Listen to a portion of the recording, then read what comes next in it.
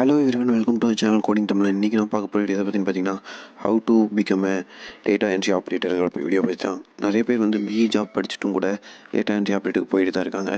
ஏன்னா வேறு வேலை இல்லாமல் இந்த ஜாபுக்கு வந்து ரொம்ப ஸ்கில்ஸ் கம்மியாக இருக்கிறனாலேயோ என்னவோ இந்த ஜாபுக்கு யாரும் போயிட்டுருக்காங்க. ஸோ டேட்டா என்ட்ரி ஆப்ரேட்டர்னா என்னன்னு ஃபஸ்ட் பார்ப்போம். டேட்டா என்ட்ரி ஆப்ரேட்டருங்கிறது என்னென்னா, டேட்டா என்ட்ரி வந்து நம்ம பண்ணுறோம். யாருக்காக பண்ணுறோம்? ஒரு ஆஃபீஸுக்காக, இல்லை ஏதாவது மார்க்கெட்டிங்ஸ் இதுக்காக பண்ணுறோம்.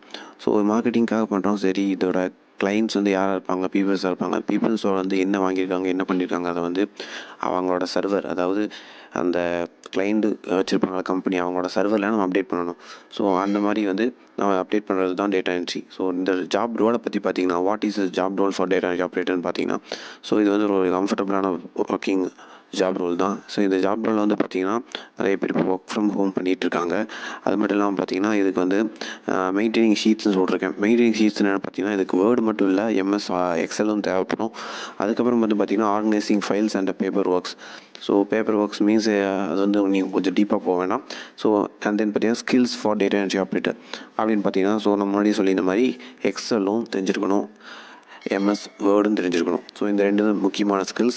ஸோ அது மட்டும் இல்லாமல் இன்னொரு ஸ்கில் என்னென்னு பார்த்தீங்கன்னா, நீங்கள் குறைஞ்சபட்சம் ஒரு நிமிஷத்துக்கு வந்து 25-30 வேர்ட்ஸ் வந்து டைப் பண்ண தெரிஞ்சிருக்கணும்.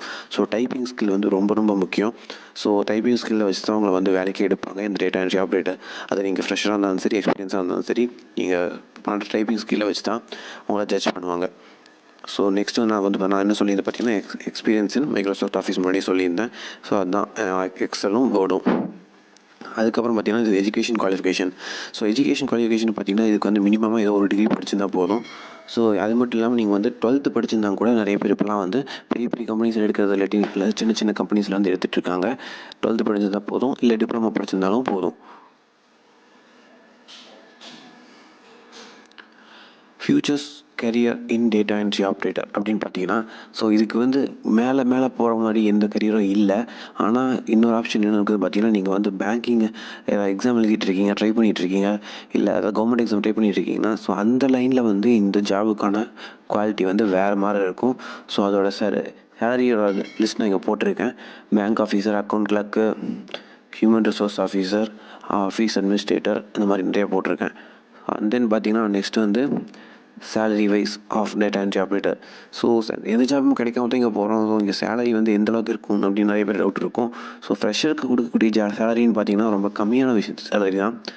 ஸ்டார்டிங் சேலரி வந்து பார்த்திங்கன்னா ஒரு 8K அந்த மாதிரி தான் கொடுப்பாங்க.